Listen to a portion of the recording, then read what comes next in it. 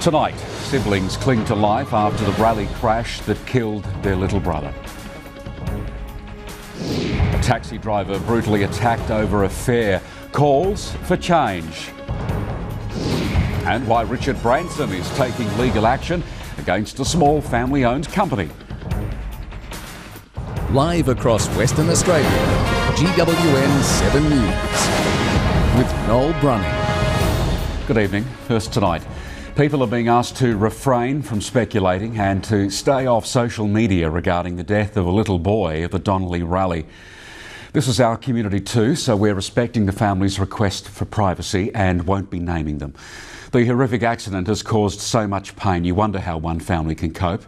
We can tell you, however, that the boy's brother and sister, who were also hit, are looking like they're going to pull through. These dots and lines mark the tragic end to the 6-year-old's life. Police have now left the scene, but the investigation into what went so wrong is still underway. It's been revealed the family of 5 are from Dalyellup. We have chosen not to reveal the young boy's name so we don't cause more distress to the family and friends. A spokesman has told GWN7 News the family are calling for privacy and compassion. The little boy's brother and sister remain at Princess Margaret Hospital. The tragic event happened on Penny Road in Donnelly on Saturday when a rally car failed to turn and ploughed into a barrier that was supposed to protect spectators. Police are investigating whether those barriers were filled with water or left empty. In a statement, the young boy's school informed parents about the tragedy, extending their deepest sympathies and offering support to those who need it, while asking the community to refrain from public comment or speculation. Police say it could be some time until they work out exactly what happened. Anne-Marie Leonard in Donnelly, GWN7 News. A taxi driver is in hospital after being bashed over a taxi fare. A man and a boy attacked him when he asked them to pay. Now he's calling for more protection for drivers. Surrounded by concerned onlookers, Sadiq Ali lies in a gutter on Burke Street in Kalgoorlie. He was bashed over a taxi fare. My hand in his mouth and he bite my hand. Then after that, when I tried to release my hand from his mouth, then he tried to hold the seat belt and hold my neck. Somehow, in the struggle, Sadiq became tangled in his seatbelt and was dragged for 20 metres, hanging from his taxi. He's now recovering in hospital and he's calling for all regional taxis to have security cameras, like taxis do in the city. Yeah, it's very important because, then, for example, anything happen, then at least we have the proof, the evidence, then who was that and what happened first and what happened second. Sadiq says a man and a boy were responsible. He will leave hospital tomorrow and return to work, but he fears he'll be targeted again. Everyone is a taxi driver. They are earning for themselves, for their families, but they are doing their jobs. If they are not secure, then then nobody wants to do more in this kind of job. Sarah Basie, GWN7 News. One of the world's most famous billionaires is taking on a small WA company because he's not happy with their name. This is a David and Goliath battle between Richard Branson and an olive oil factory. In all our challenges in running this business, we would never have thought something like this would have happened. Louis and Edwina Sharini established their extra virgin olive oil business in the Margaret River wine region 7 years ago. Recently lodging an application to refresh their trademark with an updated logo, they received a letter in opposition. But who that letter was from, they couldn't believe. It's been very stressful on us as business, on our staff. It's been pretty full on, yeah. That letter was from Richard Branson's global empire, Virgin Enterprises Limited. They're worried there will be confusion over the name Vass Virgin. Fighting it has cost them $50,000. We're a small micro company here producing olive oil-based products. They are a big transportation company that's global. We're really flabbergasted how there can even be any confusion. Richard Branson's company say they object to the application because it covers a broad range of goods and services which fall under the core activities of the Virgin Group. We don't have the resources that Virgin do, obviously. We don't have the deep pockets, but we're going to take it as far as we can while we can. Absolutely. We owe it to ourselves and our customers and our staff. Tasha Campbell in Margaret River, GWN7 News. A man has been charged with slamming his car into a front yard, taking out a Western power box which left parts of suburbs without power. Tasha Tanya has more. Around 10 policemen swarmed the house in Waugrikine, north of Geraldton, after a car spun out of control and slammed through this front yard Saturday night. It went through a fence and landed on this, a Western Power mini pillar. I immediately ran to the front door, and I saw sparks coming out on the left-hand side of the house. It caused several homes in the area to lose power, but residents say they're just thankful no one was injured. The wires were exposed, and we were asked not to go near the car because of the danger associated with the electricity. Residents say the driver of the car said he had a passenger. Thinking he was injured, they went out to help him. That's when the driver made a run for it. A 31-year-old Waugrikine man was later found with minor injuries. He's been charged with failing to stop, having no authority to drive and refusing a breath test. Tasha Tanya, GWN7 News. Our working week has started with some very nice weather for most. Shauna Willis joins us now to tell us how the rest of the week is looking. Thanks, Noel. And look, in a couple of words, it's looking pretty good. We've had a bit of drizzle to the south coast today. For the next couple of days, in fact, right until the weekend, is going to be clear skies for most of us. Join me soon. I'll have the forecast for your place in weather. Thanks, Shauna. A grandfather out of pocket, the new scam targeting West Aussies. That's next. Plus remote Aboriginal community closures, the people who've been through it all before.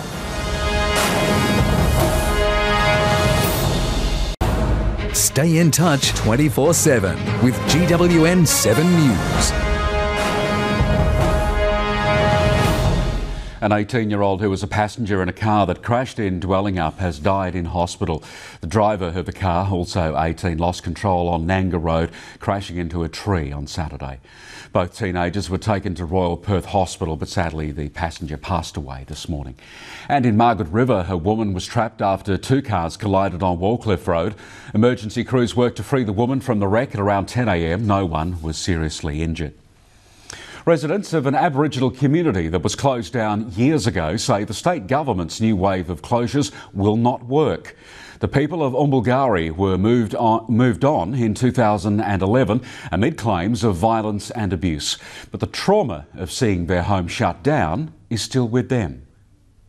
They say time heals all wounds, but for members of the Umbulgari community, the pain of being moved from their homes is still raw. The government took us out of our community forcibly and dumped us in Wyndham. The state government closed Umbulgari in 2011. They deemed it unlivable and reports of alcohol abuse, child neglect and suicide were rife. Residents moved to the closest centre, 45 k's away, to Wyndham. It caused overcrowding in houses. My people, when they first came in from Umbulgari, had to live on the outskirts of Wyndham. Wyndham wasn't ready for that small and fluctuation. The state government's plan to close some of WA's 274 remote communities has sparked protests around Australia and the world. For the people of Umbulgari, it's a case of history repeating, and according to them, not for the better. But you're putting all people out of their country, you're taking their life away. We feel that we're not important enough, that the government can just go ahead and make statements about our communities and our livelihood. Ask us what we want and not tell us what we need. Rachel Chandler, GWN7 News. A new scam is doing the rounds and West Aussies are the target. A grandfather who fell victim to it has been left hundreds of dollars out of pocket. Tasha Campbell has more. 74-year-old David Watts has been caught up in the latest online scam after receiving an email claiming to be from the Australian Federal Police. Well, I opened my computer up last Thursday morning and amongst other emails there was this police infringement notice. That police infringement notice stated the Busselton grandfather had to pay $162.82 within 14 days' time for negligent driving. A little bit bewildered because we've been away out of radio, phone, everything in the Kimberleys for the last 3 weeks. Clicking on the link in the email, David's entire computer system was attacked with a virus in seconds, costing him hundreds to fix. And he's not the only one who's been caught out. But stop it before it gets that far. Consumer Protection Southwest has received 3 calls in the past week alone from people who have received a similar email. AFP do not do traffic infringements, okay? That's number one. If you do open an email, what you'll notice immediately is that the sender isn't a legitimate government email address. Delete the email. The other scam doing the rounds is unsolicited phone calls from people claiming to be from the Australian Taxation Office. The reason you're getting a call from our department is because we've got an arrest warrant out on your name and your address registered with us is under surveillance. They're just scum.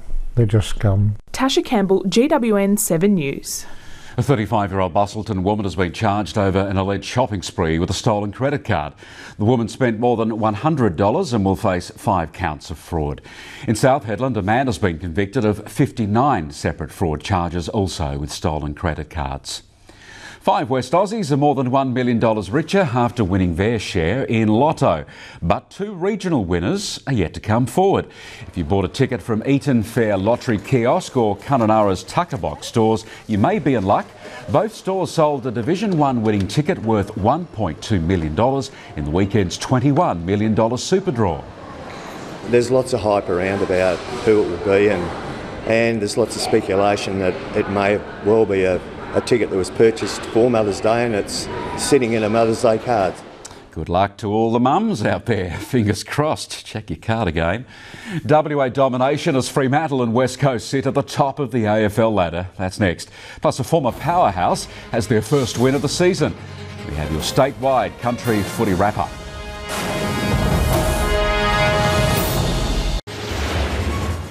Here's tomorrow's lowest fuel prices for where you live. If your town's not on the list, check the Fuel Watch website or call 1300 550 808.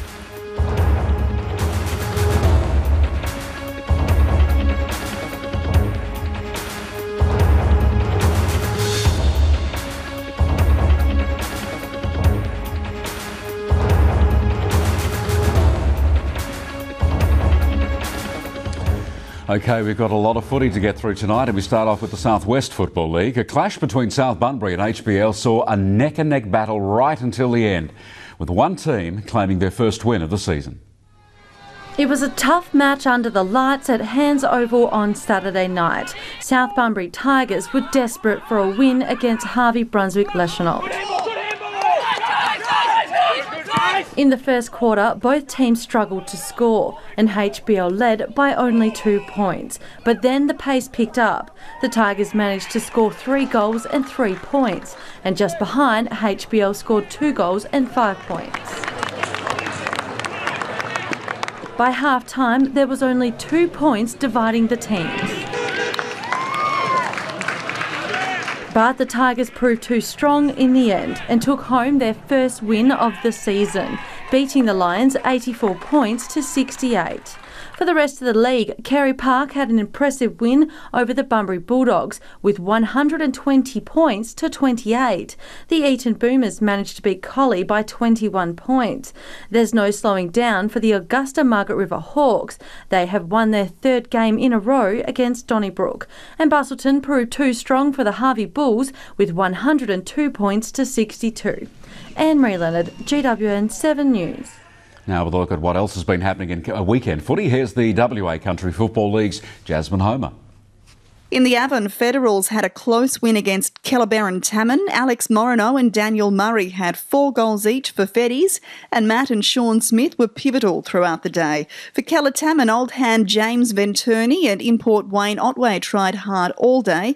York had a good win over Beverley, with Toby and Ben McNamara doing the damage for York, while Railways went down to Quairading by 88 points. Jackson Starkovich notched up a massive 10 goals for Quairading in that win. In the Central Midlands Coastal, James Thompson and Luke Innes helped Lancel and Ledge Point to a strong victory over Dandaragan, although Campbell Hurst battled hard for the Saints. Cervantes continue their strong start to the season with a win over Mora. The usual suspects played well for Cervantes, but it was Dylan Simmons who was brilliant all day, and he earns our West Coast Poly Player of the Week. And that's a wrap of just some of the action from Volunteer Recognition Round. Make sure you tune in this Friday for a big preview of all the weekend's action here on GWN7 News. It's been a winning weekend for WA footy fans, with the Dockers at the top of the ladder and West Coast bumped up to second place. Coach Adam Simpson has declared yesterday's victory as his finest moment. Undoubtedly the best win of the Eagles season, stunning a premiership favourite Port Adelaide with a second-half comeback, sneaking home 78-68. What an unbelievable last quarter. Oh, it's the best win that I've been a part of since I've been at the club. And it was our country boys who shone. Cervantes' Mark Lacroix had 28 possessions. Around and bend it back. Just maybe like that. Simple. Just like that. Manjimup's Matt Prittis had 31 disposals. Northampton's Josh Kennedy racked up 14 possessions and a goal, and 2 goals were kicked by young gun Josh Hill from Broome. And here's a chance for Hill. He weaved a bit of magic there. Oh, and has nailed the kick. Not much room there, boys. That's a terrific kick. Kalgoorlie draft favourite Dom Sheed also proved a force to be reckoned with. Dom Sheed comes in from 40 metres out, clean contact, with great authority, puts it through the middle. Playing together more, same game style. The belief in the group's really high at the moment, which is great, and it usually ends in good results. West Coast now sits second on the ladder behind Freo, who remain undefeated after a 28-point win over Essendon on Saturday. The Eagles take on the Gold Coast Suns at Domain Stadium this Saturday. Maylin Chu, GWN7 News. The Geraldton Buccaneers' 10-game winning streak has come to an end in round 9 of the SPL. Tasha Tanya has the match coverage and the statewide wrap-up.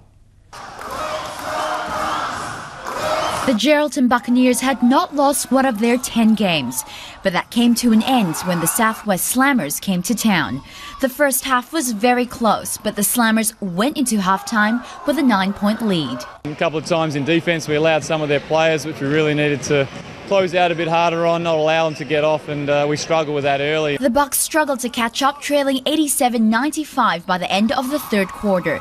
When it looked like all hope was lost, Benny Lewis took over and got the Bucks to 103 all with 6 minutes and 40 seconds to go. But it wasn't enough to secure a win for the Bucks. In the end, they went down by just 5 points. The final score, 122-117. I think it's the first time we've won up here since 2000, so a lot of our guys are really happy to get on top there. It was another good week for the Goldfield Giants, winning against Kalamunda Eastern Suns by 16 points. They're currently 11th on the ladder. The men's Slammers have maintained their number 1 position in the ladder, but the Buccaneers have slipped to the number 3 spot behind the Joondalup Wolves. And in our country women's team, the Southwest Slammers had a bye this week. They're currently 6th on the ladder. Tasha Tanya, GWN7 News. Shauna's back next with all your working week weather details. And ahead in 7 News, exclusive moments before tragedy struck, how mobile phone vision could help piece together what caused the Donnelly Rally crash. Hi again, everyone. I hope you had a good weekend, particularly all the mums. Hope you got spoilt. Now, plenty of warmth in our north today. 35 degrees was our highest maximum. That was at Wyndham, Derby and at Pijadanga. Broome 34. Into the Pilbara, Karratha reached that 31. Newman 26 and a top of 28 there for Exmouth. High 20s down the west coast. In fact, we got to 30 there at Carnarvon, Geraldton 28, Morawa 27, and well east of that. It was a mild day on our goldfields. Kalgoorlie got to 21. Laverton reached that 23 degrees. Now Bunbury 21 today after an overnight low of 11. Margaret River 20, 19 for Albany. Yeelirrie was our cold spot this morning, just 4 degrees, and Esperance got to this rather nice top of 19 degrees today. Here's the rainfall we had until 9 this morning. Now it was dry for most of the state, just some light falls to the south coast. The highest was 4 mils at Hopeton, so it wasn't much at all. Now we are looking at similar rain along parts of the south coast tomorrow, probably through up to the southern goldfields. Much of that should be in the morning. We've then got a high that's going to move south of the state and bring some fine weather to much of the state, along with some moderate to fresh easterlies. That'll be over the northern parts of our state. Now those easterlies should be pretty gusty on Wednesday morning in the north yet again. The high will be sitting quite nice. You can see through here, just sitting in the bight, and again we've got clear skies for WA. Still no rain expected over the state on Thursday. plenty more of those fresh morning easterlies over the northern half. It does get a little bit more exciting though on Friday for most of the state. Yes, it will be dry, but we've got a cold front approaching. There it sits, the colour chart's going off, and we should have some showers developing about the Capes. That'll be towards evening. So it looks like rain for the weekend. Always the way, isn't it? Tomorrow though, it is all sunshine. 34 there for Kununurra, Derby 35 and 32 the top for Broome. Expect those fresh morning winds in the Pilbara. We've got Port Hedland 33, Onslow 30 and Newman atop there of 27 degrees. Gusty easterlies, sunny skies and 30 again for Carnarvon, Denham 28, and it's the same for the Central West as well. Carbarry 29, Geraldton's looking at 28 and Dalwallinu atop there of 24 degrees.